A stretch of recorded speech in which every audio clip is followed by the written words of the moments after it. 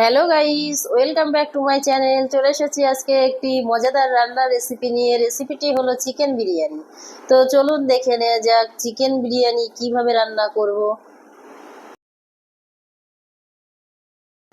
তারপর দেখুন, আমি ফার্স্টে ধুয়ে রাখা চিকেনটাকে, এখানে 1.5 কেজি মতো চিকেন আছে, এটাকে একটু লেবুর রস দিয়ে দিলাম। তারপরে এখানে একটু পেঁয়াজ পেস্ট করে নিয়েছি, 2টো পেঁয়াজ কেটে পেস্ট করা, সেটা দিয়ে দিলাম। তারপরে রসুন পেস্ট দিয়ে দিলাম।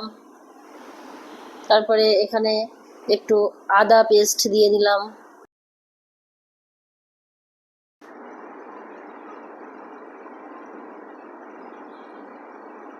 তারপর দেখুন, এখানে আমি লঙ্কা গুঁড়ো দিয়ে দিলাম আর একটু ধনে গুঁড়ো দিয়ে দিলাম। তারপর এখানে লবণ দিয়ে দিলাম পরিমাপ মতো। তারপর এখানে দেখুন হলুদ গুঁড়ো দিয়ে দিলাম 1 চামচ। তারপরে এটাকে ভালো করে মাখিয়ে নেব আমি।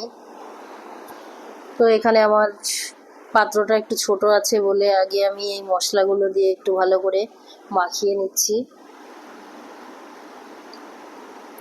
তারপরে এখানে দেখুন আমি টক দইটা দিয়ে দিলাম। এখানে 50 গ্রামের মতো টক দই দিয়েছি।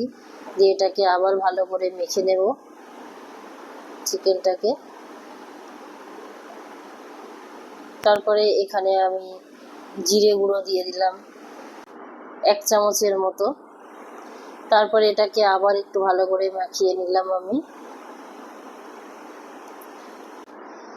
তার আগে একটু বলি, আমার এই ভিডিও দেখে যদি ভালো লেগে থাকে লাইক কমেন্ট শেয়ার করবেন। ওই চ্যানেলে নতুন হয়ে থাকলে চ্যানেলটি সাবস্ক্রাইব করবেন। তো দেখুন, এখানে আমি কড়াইটা গরম করে তেল দিয়ে দিয়েছি। দিয়ে আমি পেঁয়াজগুলোকে একটু ভাজা ভাজা করে নেব, বাদামি কালার যত সময় না আসবে একটু ভাজবো। দেখুন, এখানে আমার পেঁয়াজের বেরেস্তাটা ভাজা হয়ে গেছে। তো এবার এটা আমি তুলে নিলাম একটা পাত্রে। তারপর এখানে দেখুন, আমি 3টে আলু কেটে রেখেছি। এবার এই আলুটাকে একটু লবণ আর হলুদ গুঁড়ো দিয়ে একটু ফুড কালার দিয়েছি, দিয়ে ভালো করে মাখিয়ে নিচ্ছি। নিয়ে আলুটাকে আমি ভেজে নেব। আলুটা কড়াইয়ে দিয়ে দিলাম এক একটা করে। তারপরে আলুটা 2 মিনিটের মতো একটু ভাজা ভাজা করে নিয়ে আলুটা একটু ঢেকে দেবো। দিয়ে আর 2 মিনিট ঢাকা দিয়ে রেখে দেবো যাতে আলুটা একটু গলে যায়। দেখুন, আলুটা আমার এখানে ভাজা হয়ে গেছে। তো এক একটা করে আলু আমি তুলে নিচ্ছি।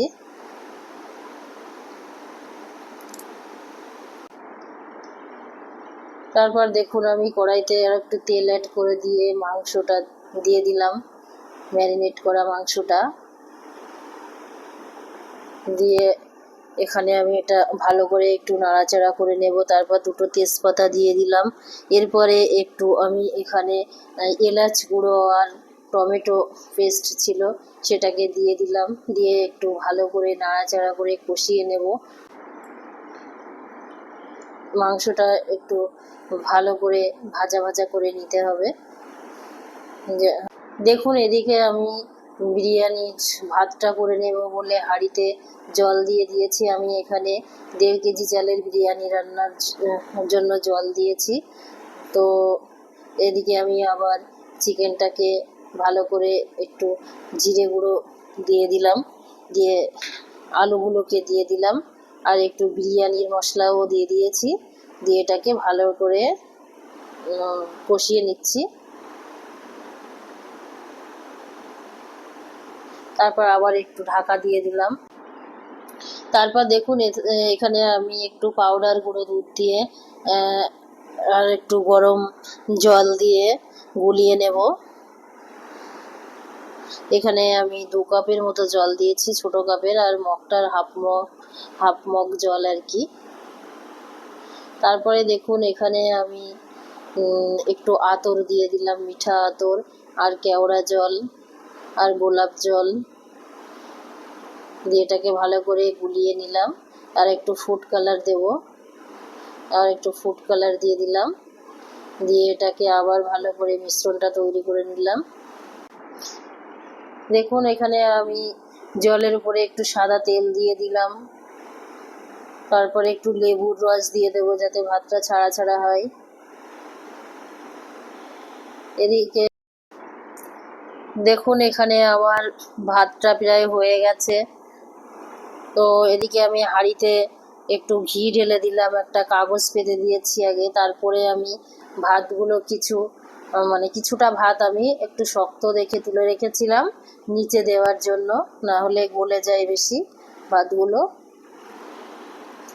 দিয়ে এখানে আমি একটু সাজিয়ে দিলাম ভালো করে। তারপরে এখানে দেখুন আমি পেঁয়াজ ভাজাটা দিয়ে দিলাম। তারপরে ওই যে আমি গোলাপ জল কেওড়া জলের যে মিক্সটা করেছিলাম সেটাকে দিয়ে দিলাম একটু করে, একটু ঘিও দিয়ে দিলাম, আর বিরিয়ানির মশলাটাও দিয়ে দিচ্ছি।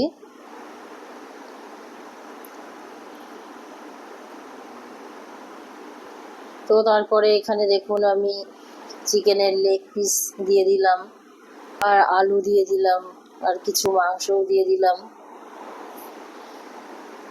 দিয়ে এর উপরে আর এক সারি করে এই বিরিয়ানির মশলা আর ঘি আর পেঁয়াজ ভাজা দিয়ে দিলাম। তারপরে দেখুন আমি উপরের সারিতে আবার ভাত দিয়ে মাংসটাকে দিয়ে দিয়েছি, দিয়ে আবার একটু তারপরে একটু লেবুর রস দিয়ে দিচ্ছি।